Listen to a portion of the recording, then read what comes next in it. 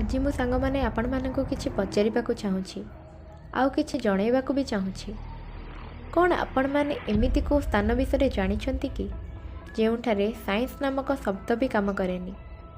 ପୃଥିବୀର ଏମିତି କୌଣସି ଜାଗା ଯେଉଁଠାରେ କେଉଁ ସାଉଣ୍ଡ ଏନର୍ଜି ବି କାମ କରେନି। ଯେଉଁ ସ୍ଥାନରେ ପବନ ଆପଣଙ୍କ ଅପୋଜିଟ୍ ଡିରେକ୍ସନରେ ଫ୍ଲୋ ହେଉଥିବାର ଜଣାପଡ଼େ। ଯେଉଁ ସ୍ଥାନକୁ 17 ଥର ରାଜା ମହାରାଜା ମାନେ ଆକ୍ରମଣ କରିବା ସତ୍ତ୍ୱେ ବି ଏହି ସ୍ଥାନ ଆଜି ବି ବିଲକୁଲ ଠିକ୍ ଅଛି।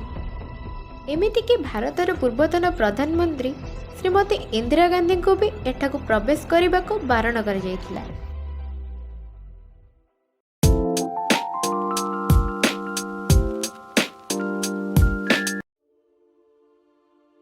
नमस्कार दर्शक बंधु, आज मु एठारे ओडिशार प्रसिद्ध प्रभु श्री जगन्नाथଙ୍କ मंदिर संपर्क रे आलोचना करने को जाउछि।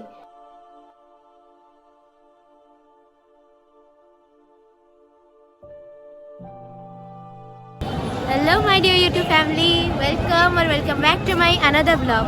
तो मु स्वाति आपण मानक स्वागत जणाउछि मोर आउ गोटे fresh new blog. So guys मु एबे अछि पुरी श्रीमंदिर निकट रे। चलतु मु पुरी रे कौन कौन सब एंजॉय करछि ता विषय आपण मानक जणैबी। तो ता पई वीडियो रे बनी रही थांतु। एही मंदिरटी आम भारतर ईस्टर्न कोस्ट पुरी रे अवस्थित। पुरीर प्रसिद्ध जगन्नाथ मंदिरटी आम हिंदू धर्मर 4टी पवित्र धाम गुड़िक मध्यरु अन्यतम। 12th सेंचुरी रे ओडिशा रे एही मंदिरटीर निर्माण गंगवंशर राजा चोड़गंगदेवଙ୍କ द्वारा होइतिला। मंदिर संपर्क रे 9टी रहस्यमय लोककथा रही। एमितिरे भी समुद्र तटरे पवन दिन बेले समुद्ररु भूमि आड़कू बहे एंड संध्या बेले भूमिरु समुद्र आड़कू बहे। हेले एठारे तो बिल्कुल ही ओलटा। जनरली आपण माने देखिथिबे जेते भी मोनुमेंट्स अच्छी टेम्पल्स अच्छी माने जे गुडी को हाइट रे अछंती सेतिरे पक्षी माने आसिकी बसी जाती। हेले आम जगन्नाथ मंदिर रे आज पर्यंत भी कौनसी पक्षी बसी नाहांती। हेला ना रहस्यमय कथा। पूरी प्रसाद को अबड़ा कहते एंड एठारे अबड़ा रंधनर प्रक्रिया किछि भिन्न अटे। 7टी माटी रे तैयारी पात्र एका संगे गोटे उपरे गोटे रखा जाए एंड तले काठ जला जाए रोषेई हुए। हेले एठारे शॉकिंग कथा एटा जे रोषेई पाई सबुठु ऊपर रखा जाइतिबा खाद्य आग प्रस्तुत हो जाए एंड सबुठारु शेषरे रखा जाइतिबा पात्र लास्ट रे प्रस्तुत हुए। हेले एटा किपरि संभव होई पारे? लोककथा अनुसार प्रभु श्रीकृष्ण जेतेबेले शरीर को त्याग करथिले सेतेबेले तांको शरीर खत्म हो जाइतिला हेले तांको हृदयर किछि भी होई नथिला। एमिति भी कहा जाए जे जेतेबेले श्रीकृष्ण सोमनाथ मंदिर रे विश्राम करुथिले सेतेबेले जणे शिकारी हरिणर शिकार करिबा उद्देश्य रे प्रभुंको पादकु हरिणर कान भाबी सर बिंदितिला एंड सेही सर लागिबा फଳରେ प्रभु श्रीकृष्णଙ୍କର मृत्यु घटितिला। महाभारत रे मध्य श्रीकृष्ण आगरू कही रखिथिले जे मो मृत्युर कारण मो पाद ही हेब। एहा पछरे मध्य बहुत बड़ रहस्य रही अछि। से विषय जानिबा को चाहुतिले कमेंट रे जणांतु। आज भी प्रभु श्रीकृष्णଙ୍କର हृदय जगन्नाथ मंदिर रे रहिछि एवं प्रति 12 वर्ष रे थरे मूर्ति को बदला जाए। हेले जो दिन यही कार्यटी हुए ओडिशा सरकार पक्षरु सही जगार इलेक्ट्रिसिटी कट करा जाए जहाँ द्वारा यह कहीं देखि न पारिबे। पुराण मूर्ति रे थिबा पदार्थ जहाँ को श्रीकृष्णଙ୍କର हृदय बा ब्रह्म पदार्थ बोली कहा जाए ताकू नुआ मूर्ति रे रखा जाए। भूल रे भी जदि केही केबे यह को देखि देला ना तेबे सही समय रे से तार शरीर को परित्याग करिबा माने तार मृत्यु सही क्षण ही सुनिश्चित।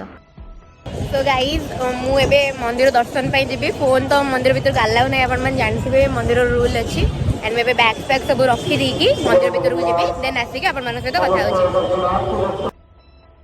जगन्नाथ मंदिर इतिहास बहुत ही खतरनाक और दुखद अटे। विदेशर टेररिस्ट मोगल राजा और महाराजा माने प्राय 70 थर मंदिर उपरे आक्रमण करिसंती जगन्नाथ मंदिर को बर्बाद करबा पई। लोकों कहवा अनुसार यही सब आक्रमण फल प्रभु श्रीजगन्नाथ को 104 वर्ष निज दरबार ठारू दूर रहा पड़ता ଆକ୍ରମଣ ଯୋଗୁଁ ମନ୍ଦିର ଭିତରକୁ ପ୍ରବେଶ କରିବା ପୂର୍ବରୁ ମଧ୍ୟ ଅନେକ ଗୁଡ଼ିଏ ରୁଲ୍ସ ଆଣ୍ଡ ରେଷ୍ଟ୍ରିକ୍ସନ୍ସ ଲାଗୁ ହୋଇଛି। ଏଠାକୁ କେବଳ ସନାତନୀ ହିନ୍ଦୁମାନେ ଯାଇପାରିବେ। ଯଦି ଆପଣ ହିନ୍ଦୁ ନୁହନ୍ତି ଦେନ୍ ଆପଣମାନେ ମନ୍ଦିର ଭିତରକୁ ପ୍ରବେଶ କରିପାରିବେ ନାହିଁ। ମନ୍ଦିର ବାହାରେ ଶିଳାପଥରରେ ଏହିସବୁ ସମ୍ପର୍କରେ ଇଂଲିଶ, ହିନ୍ଦୀ, ବଙ୍ଗଳା, ଓଡ଼ିଆ ଓ ଉର୍ଦ୍ଦୁ ଭଳି 5ଟି ଭାଷାରେ ଲେଖା ହୋଇ ରହିଛି।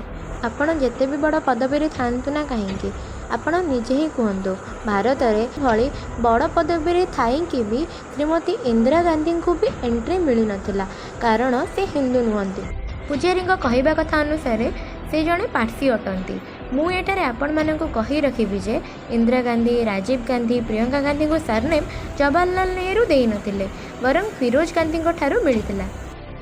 ଏପରିକି 2005ରେ ଥାଇଲାଣ୍ଡର ରାଣୀଙ୍କୁ ବି ଏଣ୍ଟ୍ରି ଦେବାକୁ ମନା କରାଯାଇଥିଲା ଏବଂ 2006ରେ ସୁଇଜରଲ୍ୟାଣ୍ଡର ଜଣେ ନାଗରିକ ମନ୍ଦିରକୁ 1 କରୋଡ଼ 78 ଲାଖ ଡୋନେଟ୍ କରିଥିବା ସତ୍ତ୍ୱେ ବି ତାଙ୍କୁ ଏଣ୍ଟ୍ରି ମିଳିନଥିଲା।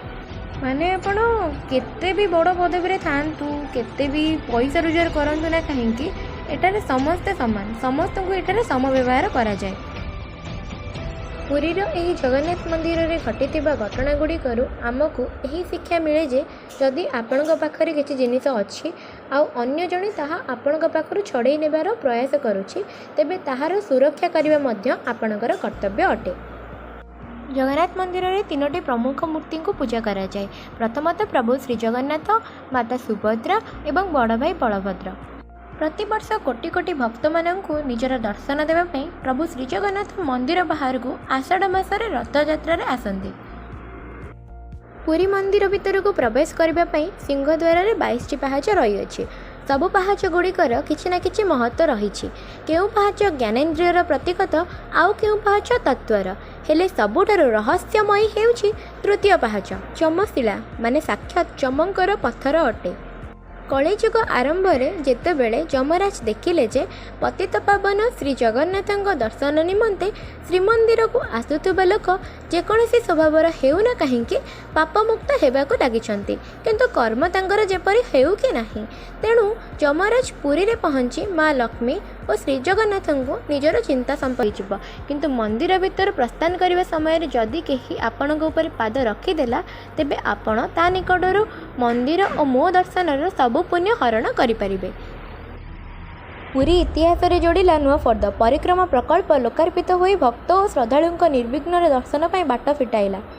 2016 ନୂଆବର୍ଷରେ ମୁଖ୍ୟମନ୍ତ୍ରୀ ନବୀନ ପଟ୍ଟନାୟକ ଏଭଳି ଏକ ଐତିହାସିକ ପ୍ରକଳ୍ପ ନିର୍ମାଣ କରାଇବାକୁ ମନସ୍ଥ କରିଥିଲେ। ପୁରୀ ଯିବା ବାଟରେ ଯେଉଁଠି ମୁଖ୍ୟମନ୍ତ୍ରୀ ନବୀନ ପଟ୍ଟନାୟକ ଜଗନ୍ନାଥଙ୍କ ଫଟୋ ଦେଖୁଥିଲେ, ଭକ୍ତିଭାବରେ ନିଷ୍ଠାର ସହ ହାତ ଯୋଡ଼ି ନମସ୍କାର କରୁଥିଲେ ନବୀନ।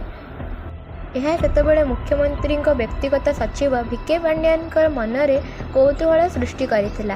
ଏହି ସମ୍ପର୍କରେ ମୁଖ୍ୟମନ୍ତ୍ରୀଙ୍କୁ ପଚାରିବାରୁ ସେ ସୁରୁଖୁରୁରେ ଭକ୍ତଙ୍କ ଦର୍ଶନ ପାଇଁ ଶ୍ରୀମନ୍ଦିରରେ କିଛି କରିବାକୁ କହିଥିଲେ। ଏହାପରେ 17 ଜାନୁଆରୀରେ ମନ୍ଦିର ପରିକ୍ରମା ପ୍ରକଳ୍ପ ଲୋକାର୍ପିତ ହୋଇଥିଲା। तो गाइस ମୁଁ ଆଶା କରୁଛି ଆଜିର ଭିଡ଼ିଓଟି ଆପଣମାନଙ୍କୁ ବହୁତ ଭଲ ଲାଗିଥିବ। ଯଦି ଭିଡ଼ିଓଟି ଭଲ ଲାଗିଛି then do like, comment, share and don't forget to subscribe YouTube channel ଜୟ ଜଗନ୍ନାଥ ଓଡ଼ିଶା।